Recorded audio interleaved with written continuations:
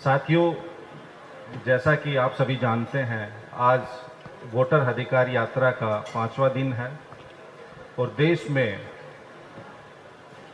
देश के सबसे लोकप्रिय नेता और लोकसभा में नेता प्रतिपक्ष श्री राहुल गांधी जी और बिहार विधानसभा में नेता प्रतिपक्ष श्री तेजस्वी यादव जी की अगुवाई में जो ये ऐतिहासिक यात्रा शुरू हुई है और जो इसका रिस्पॉन्स मिल रहा है वो अप्रत्याशित है, अभूतपूर्व है। ये वोटर अधिकार यात्रा में जो जन सैलाब और जन समर्थन आप देख रहे हैं, ये जन समर्थन ही नहीं बल्कि मैं कहूँगा कि जन आस्था और जन विश्वास है लोगों का। वोटर अधिकार यात्रा से बिहार ही नहीं, देश के लोगों में एक उत्साह, उमंग और व्यवस्था परिवर्तन की एक ज्वार दिख रही है। बिहार ने फिर देश को एक नई दिशा दिखाई है। बिहार ने फिर देश को एक नया सवेरा दिखाया है। आदरणीय राहुल गांधी जी और तेजस्वी जी ने जो वोट चोरी का ये मुद्दा उठाया, आज बिहार की हर गली, हर शहर और हर घर से एक ही आवाज़ निकल रही है कि ये डबल इंजन वाले वोट चोर हैं। पहले ये डबल इंजन वाले क्या करते थे? पहले इन्होंने आपकी पढ़ाई चुराई, आपकी कमाई की चोरी की, आपकी दवाई चुराई, आपकी सरकारी नौकरी चुराई और अब ये वोट चुराने का काम कर रहे हैं। और इन्होंने आपके वोट ही नहीं चुराए बल्कि इन्होंने तो पूरे समस्त चुनाव आयोग को ही चुरा लिया है। और जिस प्रकार से जो श्री राहुल गांधी जी और तेजस्वी जी की इस यात्रा में जन सैलाब उमड़ रहा है, उसको देख के मैं इतना ही कहूँगा कि श्री राहुल गांधी जी से एफिडेविट मांगने वालों, बिहार के गांव की गलियों और शहरों की सड़कों पे उतर के आप देखिए, बिहार की 14 करोड़ जनता जीती जागती एफिडेविट है। श्री तेजस्वी यादव जी जो कि इंडिया गठबंधन के यहाँ के अध्यक्ष हैं और श्री राहुल गांधी जी ने, जो बिहार की जनता ने आपको हलफनामा दे दिया है, आप बिहार आके देखें, बिहार आके महसूस करें, फिर आप शपथ पत्र भूल जाएंगे। क्योंकि जिस प्रकार से अनेक राज्यों में आपने वोट चोरी की, वोट चोरी नहीं सरकारें भी आपने चुराई, और बिहार तो लोकतंत्र की जननी है। बिहार में आपकी ये वोट चोरी का और सीना चोरी नहीं चलेगी। और आप क्या करते थे? ये सरकार वाले पहले कागज मांगते थे और अब कागज मांगते मांगते कागजों में ही जिंदा लोगों को मुर्दा बनाने लग गए। ये मोदी राज अब यमराज बन गए हैं। जिंदा लोगों को मुर्दा दिखाना अब इनका काम रह गया है।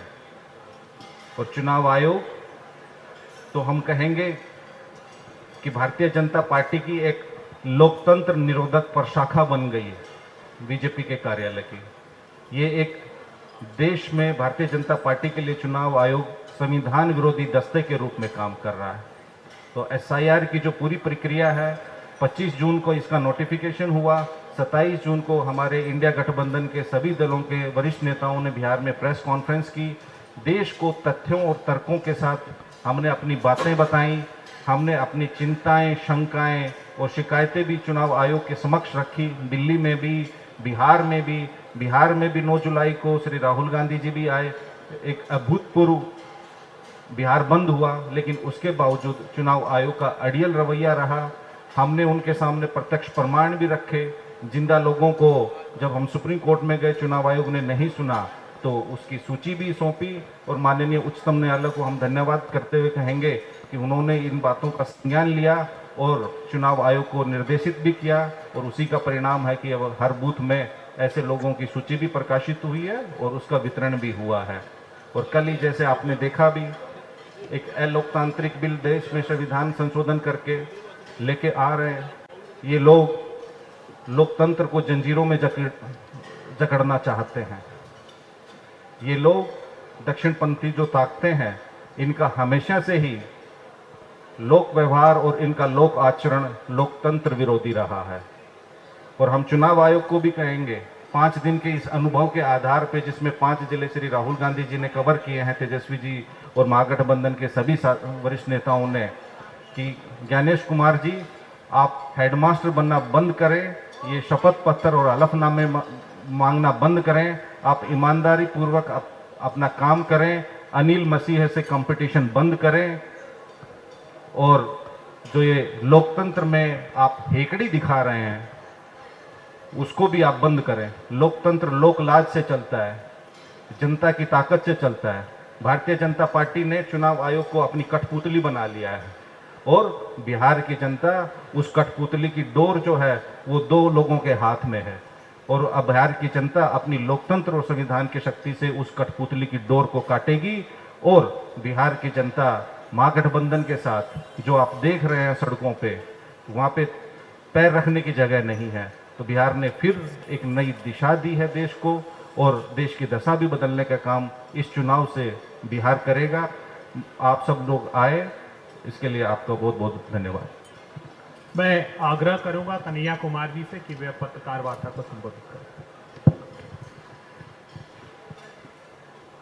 वोटर अधिकार यात्रा के 5वें दिन इस महत्वपूर्ण प्रेस वार्ता में उपस्थित कांग्रेस पार्टी के हमारे साथीगण, इंडिया ब्लॉक और आरजेडी के हमारे साथीगण, पत्रकार साथियों, कैमरा के पीछे खड़े हमारे दोस्तों, दर्शकों, पाठकों और श्रोताओं, जैसा कि सांसद महोदय संजय जी ने आपको बताया कि वोटर अधिकार यात्रा को लेकर बिहार में ज़बरदस्त जन समर्थन उमड़ा है और वोट चोरी का मामला एक गंभीर मामला है, जिसको लेकर हम बिहार के ज़िले ज़िले में जा रहे हैं और बिहार की जनता से जुड़ रहे हैं, संवाद कर रहे हैं, उनको बता रहे हैं। आज इस संबंध में हम देश का ध्यान एक विशेष विषय की ओर दिलाना चाहते हैं। आप में से तमाम लोगों ने ये देखा होगा कि 2014 से पहले एक बड़ा आंदोलन हुआ था कांग्रेस की सरकार को अपदस्थ करने के लिए। 2G, 3G, तमाम तरीके के आरोप कैग के एक अधिकारी, जो बाद में उन्होंने कहा कि यह तो राजनीतिक लाभ के लिए किया गया, और देश में एक माहौल बनाया गया कांग्रेस के खिलाफ। याद कीजिए कि उस दौरान किसी भी व्यक्ति के ऊपर UAPA लगाकर या PMLA कानून लगा करके किसी भी सांसद या विधायक को डराया धमकाया नहीं गया, विरोधियों के मुंह नहीं बंद कराए गए।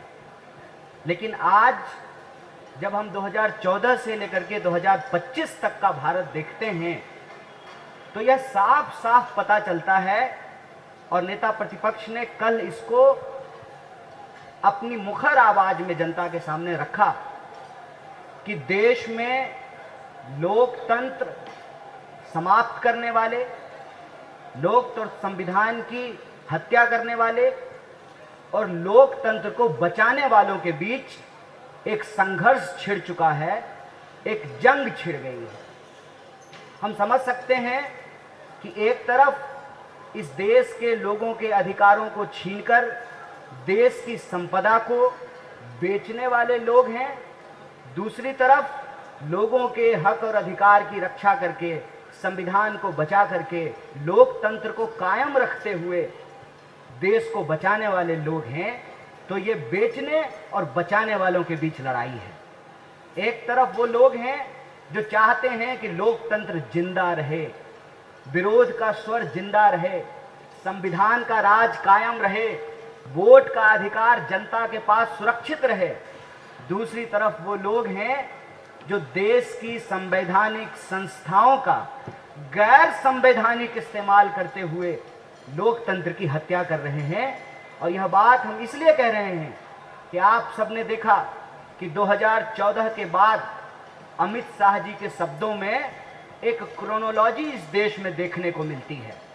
पहले विरोधियों को डराया गया, धमकाया गया, झूठे मुकदमे करके जेलों में डाला गया। फिर जो MLA और MP थे, ED और CD और CBI के दम पे उनको अपने साथ मिलाने की कोशिश की गई और रिजॉर्ट का खेल शुरू हुआ। ऑपरेशन लोटस के नाम पर चुने हुए विधायकों को खरीद करके इस रिजॉर्ट से ले उठाते थे, उस रिजॉर्ट में पहुंचाते थे, चुनी हुई सरकारों को गिराया गया। मतलब पहले अमित शाह इस देश के एमएलए चुराते थे, फिर उनको लगा कि जब चुनाव आयोग हमारा ही है, ईडी अब हमारे कब्जे में है, सीबीआई हमारा तोता बन चुका है, तो स्वाभाविक रूप से उनको लगा कि करोड़ों रुपया एमएलए के ऊपर खर्च करने की जरूरत नहीं है। एमएलए चुराना छोड़ करके, एमएलए को रिजॉर्ट घुमाना छोड़ करके वोट चोरी का कार्यक्रम बनाया गया। क्रोनोलॉजी समझिए, पहले एमएलए चुराते थे, फिर वोट चुराना शुरू किया, और इन दोनों हथकंडों के बावजूद अब की बार 400 पार का नारा जब सफल नहीं हुआ, तब वो एसआईआर लेकर के आए हैं। और एसआईआर का जब बिहार की धरती पे पुरजोर विरोध होना शुरू हुआ और लोगों ने कहा कि जो चुनाव आयोग कागज मांग रही है, पहले वो अपना कागज दिखाए, वोटर लिस्ट दे देश की जनता को और बताए कि वोटर लिस्ट में गड़बड़ी क्यों है, क्यों एक लोग का नाम 4 जगह पे है, क्यों जिंदा लोगों का नाम काट दिया गया है, क्यों जो है मरे हुए लोगों का नाम जोड़ दिया गया है, क्यों आधार कार्ड नहीं स्वीकार किया जा रहा है और आवासीय मांगा जा रहा है। जब इस पे हल्ला शुरू हुआ तो चोर ने नया नुस्खा अपनाया है। कल पार्लियामेंट में नया बिल आया है और बिल का नाम है कॉन्स्टिट्यूशनल अमेंडमेंट बिल, और इसमें ये कह रहे हैं कि किसी सीएम पे अगर मुकदमा हो गया तो 30 दिन के भीतर उसको पद से हटा देंगे। क्रोनोलॉजी समझे, देश के लोगों को क्रोनोलॉजी समझना चाहिए। पहले एमएलए चुराते थे, फिर वोट चोरी किया, उसके बाद सीएम चुराने का प्रबंध इन्होंने कर लिया है। मतलब एन केन प्रकारेण यह इस देश में लोकतंत्र में आम लोगों के पास जो जनता के पास चुनने का अधिकार है उसको ये छीन लेना चाहते हैं। लोकतंत्र को ये लाठी तंत्र बना देना चाहते हैं। और यहाँ जो एक जरूरी बात है जिसपे हर नागरिक को, मैं कहता हूं कि भाजपा के समर्थकों और कार्यकर्ताओं को भी सोचने की जरूरत है कि जब सरकार ही चोरी से बनेगी तो वो जनता का काम ईमानदारी से नहीं करेगी। जब सरकार चोरी से बनेगी तो बेरोजगारी दूर नहीं करेगी। जब सरकार अपराधी चलाएंगे तो अपराधियों पे लगाम नहीं लगाया जाएगा। जब एमएलए एमपी को मालूम है कि जनता से वोट लेकर के एमपी एमएलए बनना ही नहीं है, जब सीएम को मालूम है कि प्रधानमंत्री और गृह मंत्री के कृपा पात्र से ही सीएम रहना है, तो बताइए वो आपका पलायन क्यों रोकेंगे, आपको नौकरी क्यों देंगे, आपको शिक्षा क्यों देंगे, आपके स्कूल और कॉलेज क्यों बनाएंगे, आपकी सड़कें क्यों बनाई जाएगी। यह जो तमाम सवाल है, उन सवालों को लेकर के देश को गंभीर होने की जरूरत है, क्योंकि लोकतंत्र में सबसे बुनियादी अधिकार होता है वोट का अधिकार। अगर वोट का अधिकार ही हमारे पास नहीं है, मतलब हमारे पास रोजी रोजगार का भी अधिकार नहीं है, हमारे पास सुरक्षा का भी अधिकार नहीं है, हमारे पास शिक्षा का भी अधिकार नहीं है, हमारे पास स्वास्थ्य का भी अधिकार नहीं है। और ठीक कहा संजय जी ने, चोरी से बनी हुई सरकार आपकी पढ़ाई, कमाई, दवाई, सिंचाई हर चीज चुराएगी और इस देश की संपत्ति को लूट करके अपने दोस्तों के खजाने में पहुंचाएगी। इसीलिए हमने कहा कि ये बेचने और बचाने वालों के बीच संघर्ष है। एक तरफ वो हैं जो लोकतंत्र को समाप्त कर देना चाहते हैं, उसको लूट तंत्र और लाठी तंत्र बना देना चाहते हैं। दूसरी तरफ वो लोग जो इस देश से प्यार करते हैं, जिनको अपने परिवार से प्यार है, जिनको अपने बच्चों से प्यार है, जो अपने आने वाली पीढ़ी के बारे में बेहतर सोचना चाहते हैं, उनको वोट के अधिकार को बचाना पड़ेगा।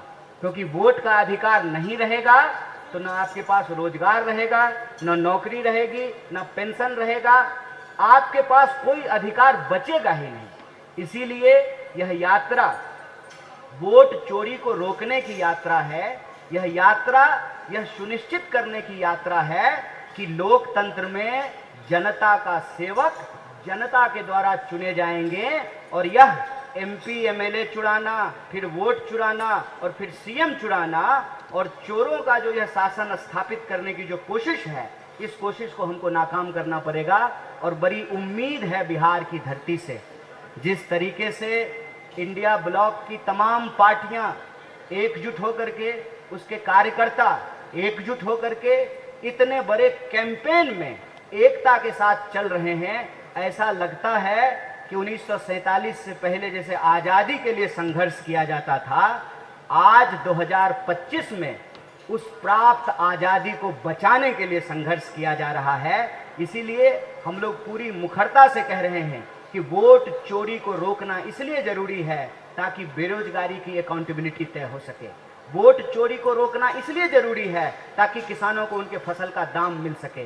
वोट चोरी को रोकना इसलिए जरूरी है कि जब पेपर लीक होगा तो वोट चोरी वाली सरकार उसके ऊपर कोई कार्रवाई नहीं करेगी। जब अपराधी ही सरकार चलाएंगे तो अपराधियों पे कोई नकेल नहीं कसा जाएगा। और जब पेपर लीक से बना हुआ दरोगा है तो वो अवैध शराब बेचने से क्यों रोकेगा? जब पेपर लीक से बना हुआ डॉक्टर है तो वो सही तरीके से ऑपरेशन क्यों करेगा? जब पेपर लीक से बने हुए अधिकारी हैं तो उनका जनता के प्रति कोई जो है, कोई उनकी जिम्मेवारी नहीं है, कोई उत्तरदायित्व नहीं है। इसीलिए हर व्यक्ति को, देश के एक एक नागरिक को यह समझना पड़ेगा कि वोट चोरी को रोकना दरअसल संविधान को बचाने की लड़ाई है, उस आज़ादी को महफूज रखने की लड़ाई है जिसको हमको पुरखों ने दिलाई है। बहुत बहुत शुक्रिया, बहुत बहुत धन्यवाद। जो भी प्रश्न पत्रकार साथी के होंगे हम यथासंभव उसका जवाब देने का प्रयास करेंगे। बहुत बहुत धन्यवाद। अल्टरनेट पूछिएगा संजय जी से और कन्हैया जी। हाँ जी।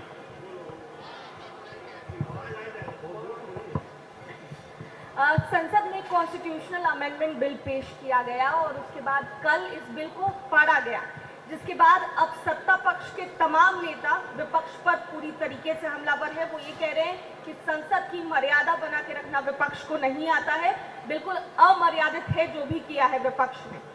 देखिए, जो संविधान का 130वां संशोधन बिल कल उन्होंने प्रस्तुत किया, यह संविधान और लोकतंत्र के साथ साथ संघीय ढांचे को खत्म करने का एक अलोकतांत्रिक, तानाशाही, निरंकुश और मनमाना बिल है।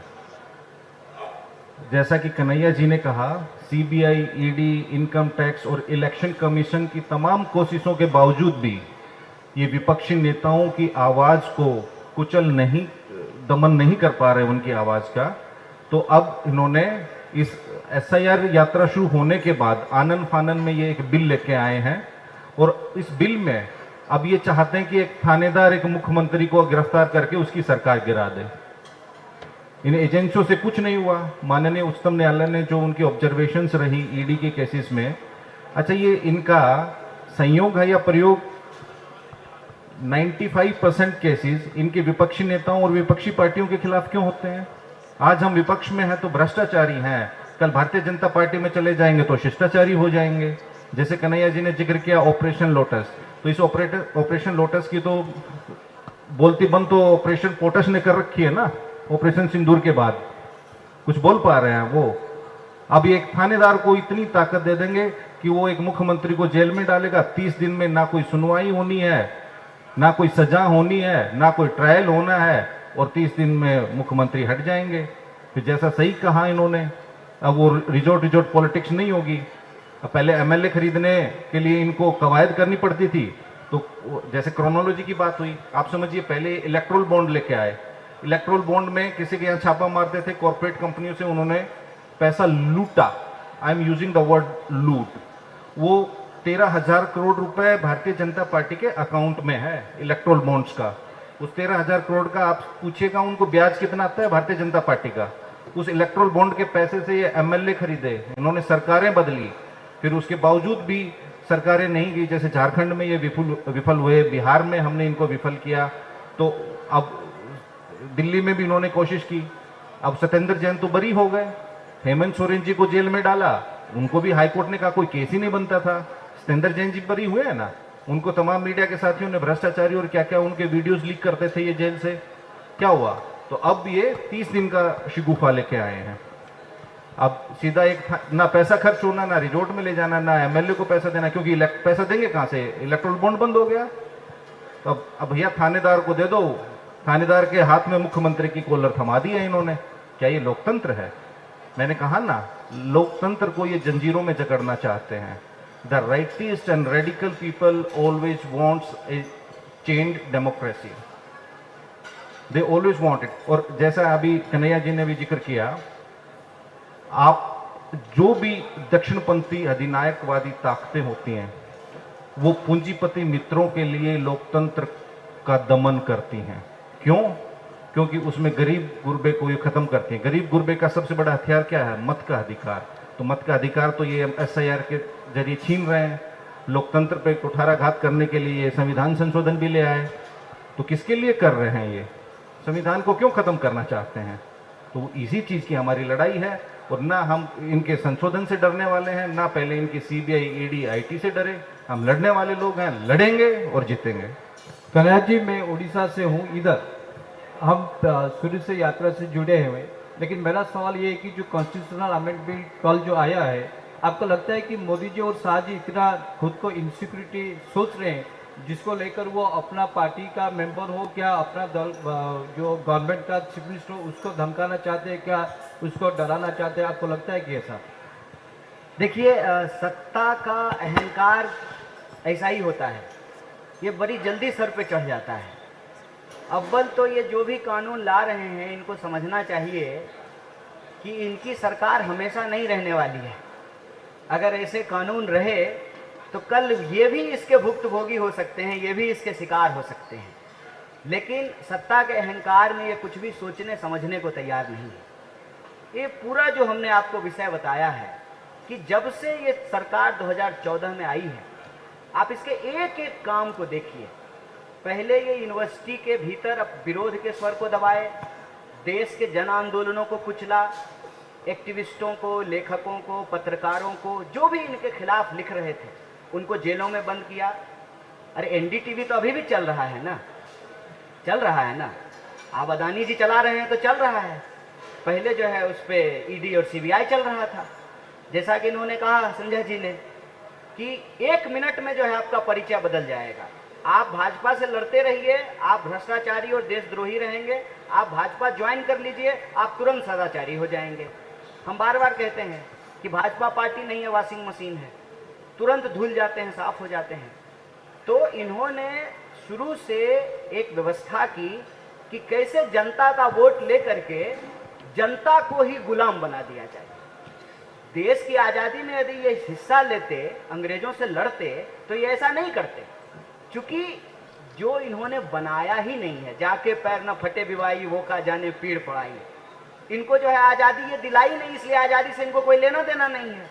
तो ये शुरू से उस आज़ादी को खत्म करने का प्रयास किया और हर बार ये नया हथकंडा लेकर के आते हैं। बिल्कुल ये चोर की मानसिकता होती है। एक बार पकड़ा जाएगा तो अगली बार चोरी करने की आदत नहीं छोड़ सकता। चोर चोरी से गया कि तुम्बा फेड़ी से गया, एक कहावत है।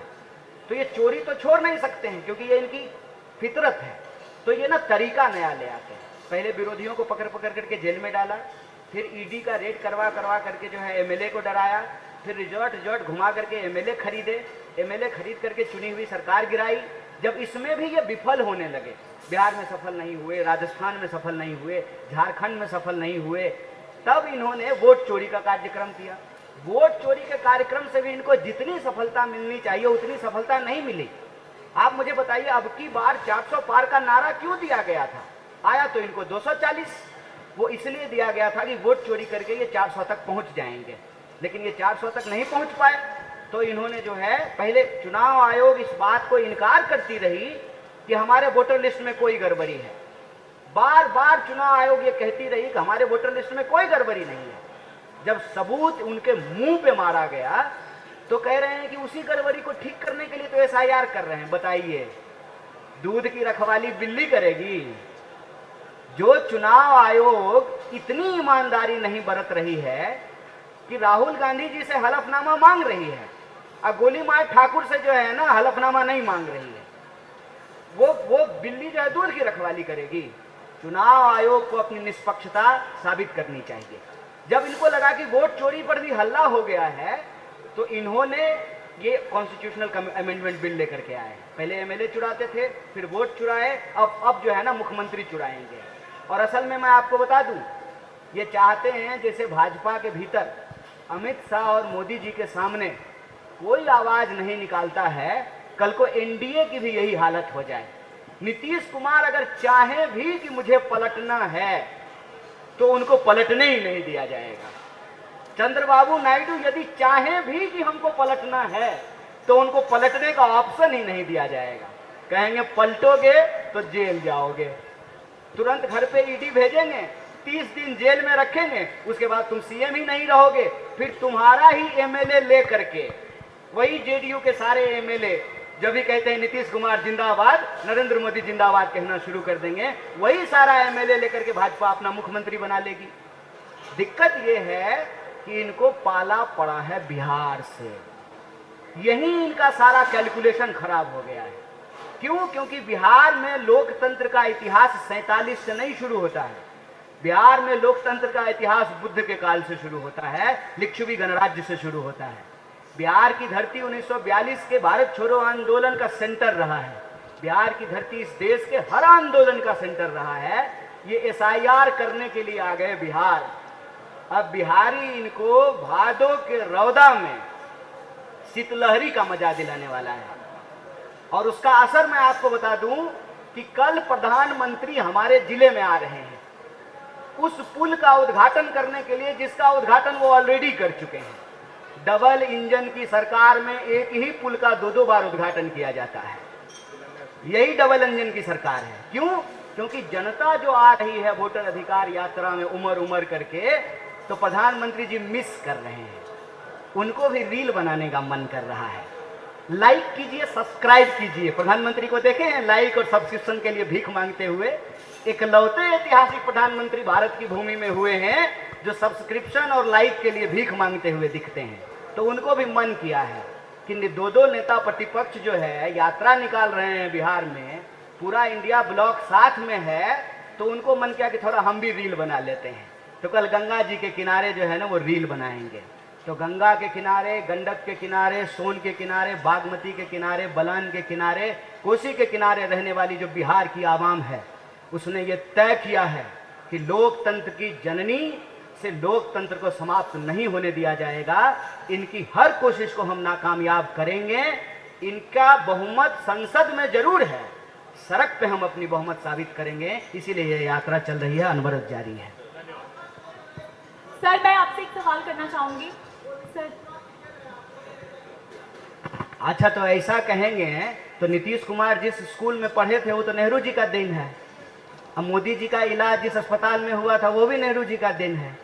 अगर ऐसा भाजपा कह रही है तो उस भाजपा के नेता को पूछिएगा कि तुम्हारे पप्पा का जहाँ इलाज हुआ था वो भी तो कांग्रेस के टाइम में बनाया हुआ है। तुम्हारा विद्यालय जो बना हुआ है वो भी तो जो है कांग्रेस के टाइम में बना हुआ है। तुम आज नेता बने हो इसीलिए ना, क्योंकि जनता का अधिकार आया है, वोट का अधिकार आया है। वरना राजा के, रानी के पेट से राजा पैदा होता था। तो ये अधिकार तो कांग्रेस पार्टी ने दिलाया है। इस आजाद हवा में जो सांस ले रहे हो वो आजादी तो कांग्रेस पार्टी दिलाई है। देखिए कोना कोना कौन कोना सतली पुतो कोना खोने से काम नहीं चलेगा। जवाब देना पड़ेगा कि इस देश में मताधिकार की चोरी क्यों की जा रही है। और हमारी समझ ये है कि मताधिकार की चोरी इसलिए की जा रही है ताकि जनता का काम ईमानदारी से नहीं करना पड़े। चोरी की सरकार बेरोजगारी के सवाल को नहीं हल कर सकती। हमारे साथी कुछ कन्हैया जी एक सेकंड, आपने सड़क की बात की, कल प्रधानमंत्री जी भी यहाँ आ रहे हैं। 2004 से लेकर 2009 तक यूपीए 1 की सरकार थी। आपकी जानकारी के लिए बता दूं, उस वक्त बिहार में 1 लाख किलोमीटर से अधिक ग्रामीण सड़कें यूपीए 1 सरकार में बनी थी। 2 लाख करोड़ का पैकेज तत्कालीन प्रधानमंत्री स्वर्गीय सरदार मनमोहन सिंह जी, यूपी के चेयरपर्सन श्रीमती सोनिया गांधी जी और उस वक्त हमारे तत्कालीन रेल मंत्री थे श्री लालू प्रसाद यादव जी, बिहार को 2 लाख करोड़ रुपए मिला था। इस एनडीए के सरकार ने जब बिहार का विभाजन हुआ था, बिहार और झारखंड का, 1,79,000 करोड़ रुपए उनका बकाया था, वो यूपीए ने बिहार के विकास के लिए दिया। और जो ग्रामीण सड़कें आप देख रहे हैं 1 लाख किलोमीटर से अधिक, वो उसी वक्त की बनी है। और अभी भी 30,000 किलोमीटर से सड़कें उस दौर की बनी हुई सड़कें जर्जर है जो टूटी हुई हैं। जितने 4 लेन मिले, अगर ऐसा ही इनको अपने विकास पे अभिमान है तो एक तुलनात्मक विश्लेषण कर दें मुख्यमंत्री कार्यालय से, सीएमओ से। हम चुनौती के साथ कह रहे हैं 2004 से लेके 2014 तक यूपीए 1 और यूपीए की सरकार में बिहार को बिजली और सड़क के लिए कितना पैसा मिला और 2014 से लेके 2025 में इन लोगों ने कितना दिया है। एक लफाजी करते, जैसे उन्होंने कहा कल जहां आ रहे हैं उसका 2 बार शिलान्यास किया और 2 बार उद्घाटन किया और फिर उसी पैकेज में डाल देंगे वो 2015 के में। बिहार की जनता को मूर्ख समझते हैं प्रधानमंत्री। गुजरात को देंगे तोहफा और बिहार को देंगे धोखा, ये नहीं चलेगा। बिहार की जनता जानती है, तभी तो वो 7 पार्टी को लेके साथ घूमते हैं। एक ऐश्वर्य मुख्यमंत्री के नेतृत्व में काम कर रहे हैं। कल क्या करेंगे, आएंगे उस पुल पे सबको हटाएंगे, वॉक करेंगे, फोटो कराएंगे, जैसे सही कहा, रील बनाएंगे और चल देंगे शाम की फ्लाइट से। बिहार को क्या मिलेगा, बिहार के युवाओं को क्या मिलेगा? कुछ नहीं मिलेगा। कन्हैया जी एक सवाल मैं ये जानना चाहती हूँ, मेरा नाम अपराजिता है, टीएनपी न्यूज से हूँ, और मैं ये जानना चाहती हूँ, हमेशा आपके मुंह से हमने ये सुना है कि लोकतंत्र खतरे में है, आप हमेशा बोलते हुए नजर आए हैं, लेकिन खुद चुनाव हारने की बात, क्या ये आपकी निजी हार का दर्द है? नहीं नहीं, हार जीत की कोई बात नहीं है, बात अधिकार की है। मेरे हारने जीतने से कोई फर्क नहीं पड़ता है। सवाल है कि इस देश की जनता के पास मताधिकार होना चाहिए। ये एक व्यक्ति का सवाल नहीं है, ये इस देश की संस्कृति, इतिहास और भविष्य का सवाल है। जब लोगों के हाथ में वोट ही नहीं होगा तो उसके पास कुछ नहीं होगा। आप मुझे बताइए कि हमने वोट दिया इनको, ठीक है, और जो है चुना हमने इनको, अब ये सरकार बनाएंगे ही नहीं, सरकार कोई और बनाएगा। और ये पिछले 11 साल से हम लोग देख रहे हैं। मैं जो कह रहा हूं उसमें झूठ क्या है मुझे बता दीजिए। क्या महाराष्ट्र के विधायक गुवाहाटी के होटल में नहीं थे? इस राज्य का विधायक उठा करके उस राज्य में रिजॉर्ट में छुपा करके नहीं रखे? ऑपरेशन लोटस नाम दिया और चुनी हुई सरकारों को नहीं गिराया? तो पहले एमएलए चुराते थे, फिर वोट चुराना शुरू किया, अब चुना हुआ मुख्यमंत्री चुराएंगे। केजरीवाल जी को जेल में बंद कर दिया। जितना दिन वो जेल में बंद रहे तो मतलब वो मुख्यमंत्री रहेंगे नहीं कानून के हिसाब से, फिर उनका एमएलए जो है उसको लेकर के अपनी सरकार बना देंगे। और ऐसा बीजेपी ने नॉर्थ ईस्ट में किया। भले मोदी जी मणिपुर नहीं गए हैं, लेकिन एक एमएलए से इन्होंने अपनी मुख्यमंत्री बनाई, ऐसे ही एमएलए को खरीद करके। तो आप मुझे बताइए, जब लोकतंत्र ही नहीं बचेगा, लोगों के पास मताधिकार ही नहीं बचेगा, तो कोई आम साधारण पृष्ठभूमि के लोग जो हैं उनको न चुनने का अधिकार होगा न चुनाने का अधिकार होगा। और जब सरकार चुनी हुई नहीं होगी, चोरी से बनी होगी, तो वो बेरोजगारी कैसे दूर करेगी और क्यों दूर करेगी? वो महंगाई क्यों दूर करेगी? वो पलायन क्यों रोकेगी? वो नौकरियां क्यों देंगी? वो जनता के विकास का काम क्यों करेंगे? जब नेता को ये मालूम है कि चोरी से ही नेता बनना है, तो वो जनता के लिए काम क्यों करेंगे? इसीलिए मैं आपको बताऊं कि ये लोकतंत्र की परिपाटी खराब कर रहे हैं। और आपको अगर ध्यान हो तो जमीनी स्तर पर ये ऑलरेडी हो रहा है। आप देखिए कि एक कोई पार्षद चुना जाता है और 5 साल के कार्यकाल में 2 बार बिकता है। बिकता है कि नहीं बिकता है? 2 बार बिकता है। एक बार बिक करके एक मेयर को चुनता है, फिर जब 2 साल हो जाता है, 2 साल का नियम है कि 2 साल से पहले वो अविश्वास प्रस्ताव नहीं ला सकते हैं, तो जो ही 2 साल होता है कि फिर से सारे पार्षद को लेकर के रांची चले जाइए, फिर वही पार्षद दोबारा बिकता है और दोबारा मेयर चुनता है। तो ये ऊपर से लेकर के नीचे तक लोकतंत्र को भ्रष्ट कर रहे हैं, लोकतंत्र को समाप्त कर रहे हैं। और लोकतंत्र एक बार यदि समाप्त हो गया तो याद रखिएगा कि आजादी भी नहीं बचेगी, क्योंकि आजादी का आधार है लोकतंत्र और लोकतंत्र का आधार है मताधिकार। इसीलिए हम बार बार ये बात कह रहे हैं, क्योंकि हम लोग इसके भुक्तभोगी हैं। यूनिवर्सिटी में जब आवाजें उठी तो यूनिवर्सिटी के विद्यार्थियों को बिना मतलब के झूठे मुकदमों में जेलों में डाला गया, लेखकों को जेलों में डाला गया। और देखिए, करते करते चुने हुए मुख्यमंत्रियों को इन्होंने जेल में डाला। और आज नेता प्रतिपक्ष जब सड़क पे उतर करके संघर्ष कर रहे हैं तो सरकार पूरी कोशिश करती है, पूरी मीडिया उनके पीछे लगाती है, तमाम एजेंसियां उनके पीछे लगाती हैं। आप मुझे बताइए कि चुनाव आयोग ने, मुख्य चुनाव आयुक्त ने अपने प्रेस कॉन्फ्रेंस में 2 बुनियादी सवाल का जवाब नहीं दिया। एक कि आप तो कह रहे थे कि वोटर लिस्ट में कोई गड़बड़ी नहीं है, तो अभी गड़बड़ी कहां से निकल गई?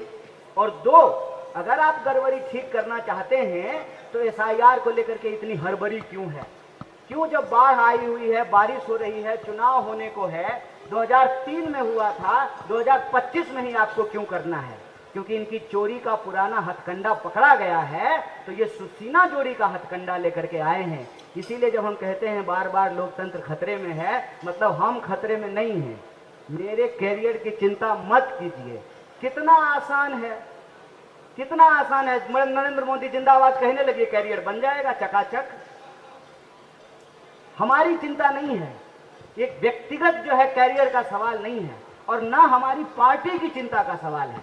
इसीलिए हम बार बार कहते हैं, सरकार बनाने के लिए संघर्ष नहीं कर रहे हैं। एक उत्तरदायी सरकार हो, पारदर्शी तरीके से चुनी हुई सरकार हो, ईमानदारी से सरकार बनेगी, तभी ईमानदारी से जनता के लिए काम करेगी। चोरी से चुनी हुई सरकार जनता के लिए ईमानदारी से काम नहीं कर सकती है।